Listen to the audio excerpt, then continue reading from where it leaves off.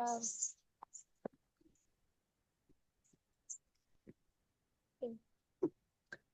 Assalamualaikum warahmatullahi wabarakatuh.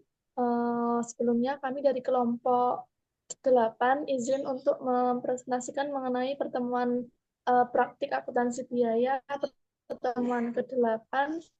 Namun sebelumnya perkenalkan anggota kelompok kami. Pertama dari saya, Lutfiana dan NPM akhir 4013 dan rekan saya.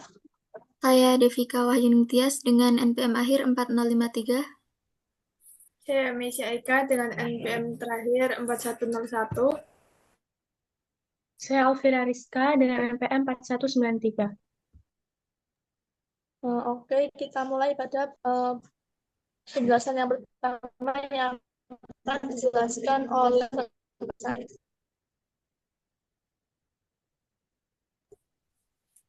Baik, ya, yang pertama yaitu ada jurnal umum untuk biaya produksi.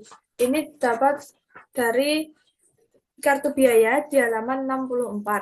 Nah, untuk tanggal 5 Januari 2016 itu jurnalnya persediaan barang dalam proses di debit sebesar 125 juta dan persediaan bahan baku di kredit sebesar 125 juta. Lalu pada tanggal 6 Januari 2016 persediaan barang dalam proses di debit sebesar 1.600.000 dan di kredit ada persediaan bahan baku sebesar 1.600.000. Lalu pada tanggal 8 Januari 2016 persediaan barang proses di debit sebesar 45 juta dan beban gaji yang masih harus dibayar sebesar 45 juta di kredit. Lalu di tanggal 8 Januari 2016 persediaan barang dalam proses di debit sebesar 7.500.000 dan pengendali overhead pabrik sebesar 7.500.000 di kredit. Lalu selanjutnya pada tanggal 10 Januari 2016 itu ada persediaan dalam proses di debit sebesar 35 juta dan persediaan bahan baku di kredit sebesar 35 juta. Lalu pada tanggal 15 Januari 2016 itu ada persediaan dalam proses di debit dan beban gaji yang masih harus dibayar di kredit. Lalu ada lagi di tanggal 15 Januari 2016 itu persediaan barang dalam proses di debit sebesar 7.500.000 dan pengendali overhead pabrik di kredit sebesar 7.500.000. Selanjutnya pada tanggal 22 Januari 2016 jurnalnya ada persediaan barang dalam proses di debit sebesar 45 juta dan beban gaji yang masih harus dibayar sebesar 45 juta di kredit. Lalu pada tanggal 22 Januari 2016 persediaan barang proses di debit sebesar 7.500.000 dan pengendali overhead pabrik sebesar 7.500.000. Selanjutnya pada tanggal 29 Januari 2016 persediaan barang dalam proses di debit sebesar 45 juta dan beban gaji yang masih harus dibayar sebesar 45 juta. Dan yang terakhir pada tanggal 29 Januari 2016 ada jurnal persediaan barang dalam proses di debit sebesar 7.500.000 dan pengendali overhead pabrik 7.500.000 di kredit. Selanjutnya, untuk tugas nomor 1A, itu ada jika barang cacat disebabkan oleh kegagalan internal. Yang pertama, pada tanggal 1 Februari 2016, itu ada persediaan barang cacat sebesar 5 juta. Itu dihasilkan dari 500 unit produk yang gagal, dikalikan dengan harga jual barang yang cacat, yaitu sebesar 10.000. Lalu yang jurnal yang kedua ada beban lain-lain sebesar 13.580.000 pada debit, itu dari total biaya produksi dikurang harga jual barang yang cacat, yaitu 37.160.000 dari total biaya pabrik dibagi dengan total biaya pesanan, yaitu 10.000. Kemudian dikalikan dengan 500 unit untuk produk yang gagal, lalu dikurangi dengan 10.000 dikali 500 unit dari harga barang yang cacat. Lalu ada juga harga pokok penjualan sebesar 353.020.000. Itu dari banyaknya barang yang dipesan dikalikan dengan biaya produksi per unit. Lalu persediaan barang dalam proses pada kredit, sebesar 371.600.000 dihasilkan dari 37.160 dikalikan dengan 10.000 unit. Lalu untuk jurnal untuk penjualan itu ada piutang usaha pada pendapatan penjualan sebesar 529.530.000 itu dihasilkan dari jumlah pesanan dikalikan dengan harga jual, di mana harga jual didapatkan dari 150% dari total biaya produksi. Maka 37.160 dikalikan dengan 150% dan dikalikan dengan 9.500 unit. Lalu untuk nomor 1B, jika barang cacat disebabkan oleh pelanggan. Yang pertama ada persediaan barang cacat sebesar 5.000, lalu harga pokok produksi sebesar 366.600.000 itu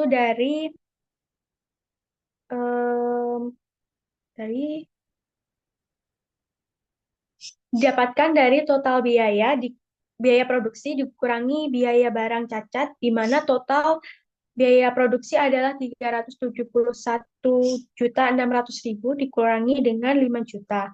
Lalu untuk persediaan barang dalam proses sebesar 371.600.000 di kredit. Lalu kemudian saat penjualan, maka jurnalnya yaitu piutang usaha pada pendapatan penjualan sebesar 549.900.000 itu dihasilkan dari 150% dikalikan dengan HPP-nya. Lalu yang kedua ada jika pengerjaan kembali disebabkan oleh kegagalan internal. Yang pertama ada beban lain-lain sebesar 18.580.000 itu didapatkan dari beban lain, jumlah bahan baku ditambah beban gaji, lalu ditambah overhead. Lalu yang selanjutnya ada persediaan bahan baku sebesar 8.080.000 itu didapatkan dari 500 unit dikalikan dengan nilai tambah bahan baku yaitu sebesar 16.160.000. Lalu beban gaji yang masih harus dibayar sebesar 9 juta pada kredit itu dihasilkan dari beban gaji didapat 500 unit dikali tarif sebesar 18.000 per jam. Lalu mengenali overhead pabrik yaitu sebesar 1.500.000 pada kredit didapatkan dari 500 unit dikali tarif overhead sebesar 3.000 per jam. Lalu jurnal selanjutnya yaitu ada harga pokok penjualan pada persediaan barang dalam proses yaitu sebesar 371.600.000 itu dihasilkan dari total biaya per unit dikali 10.000. Lalu yang terakhir itu saat penjualan yaitu piutang usaha pada pendapatan penjualan sebesar 557.400.000 didapatkan dari 10.000 dikalikan dengan 37.160 dikali 150%. Selanjutnya untuk nomor 2B, apabila pengerjaan kembali disebabkan oleh pelanggan, sebelumnya di halaman 61 dan 62 buku biru sudah jelaskan bahwasannya ketika kegagalan itu disebabkan oleh internal, maka beban pengerjaannya akan ditanggung oleh perusahaan. Sedangkan apabila kesalahannya karena pelanggan itu, maka beban pengerjaan kembali akan ditanggung oleh pelanggan. Sehingga untuk jurnalnya harga pokok penjualan pada persediaan BDP itu sebesar 390.180.000 yang didapatkan dari beban produksi, biaya pabrik produksi yang sesungguhnya yaitu 371.600 dan ditambah dengan beban pengerjaan kembali yaitu untuk bahan baku 16.160 dikali 500 unit dan 18 ditambah 18.000 dikali 5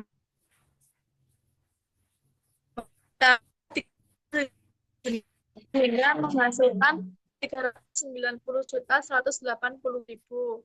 Kemudian ketika penjualan ketika pengiriman maka jurnalnya piutang dagang didebit dan pendapatan penjualan dikredit dengan besaran 585.270.000 yang didapatkan dari 150% dikali harga pokok penjualan.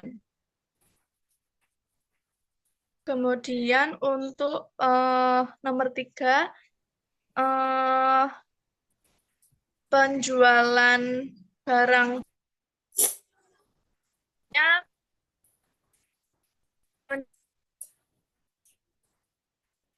meningkatkan 5 juta. 5 juta itu didapatkan dari harga jual yang bisa didapatkan itu 10.000 dikali 500 unit. Kemudian nomor 4 yaitu penjualan bahan baku sisa. Ketika menjual bahan baku sisa maka kas bertambah sehingga kasnya didebit dan kreditnya adalah pendapatan lain-lain. Kenapa? Karena di buku biru halaman 62 nomor 7 khusus untuk bahan baku sisa yang tidak lagi diperlukan dapat dijual, maka penjualan tersebut akan diperlakukan sebagai pendapatan lain-lain sehingga jurnalnya pas pada pendapatan lain-lain sebesar 2.750.000. Selanjutnya akan dijelaskan oleh rekan saya. Baik, selanjutnya yaitu gimana sih penilaian kami mengenai kebijakan mutu perusahaan dan saran-saran perbaikannya. Nah, jadi pandangan kami dari perusahaan ini itu perusahaan menggunakan metode yang digunakan perusahaan itu adalah metode tradisional yang ditandai dengan yang pertama, pengendalian mutu dilakukan di akhir proses produksi. Hal ini tidak sesuai dengan konsep manajemen mutu. Lalu yang kedua, produk cacatnya dicatat dalam akun persediaan barang cacat. Lalu yang ketiga, proses produksinya dilakukan secara bertahap atau dengan cara batch system. Lalu yang keempat, penanganan mutunya bersifat reaktif, bukan pengecekan sejak awal. Nah, metode tradisional ini dinilai kurang efektif jika digunakan dalam jangka panjang karena dapat menghasilkan pemborosan, lalu keterlambatan, dan resiko cacatnya tinggi. Jadi saran dari kami agar lebih efisien dan perusahaan lebih responsif serta sesuai dengan TQM atau konsep manajemen mutu, yaitu dengan menerapkan metode just in time atau JIT dengan cara yang pertama, produksi tepat waktu dengan cara memproduksi sesuai dengan permintaan pelanggan bukan dalam batch besar.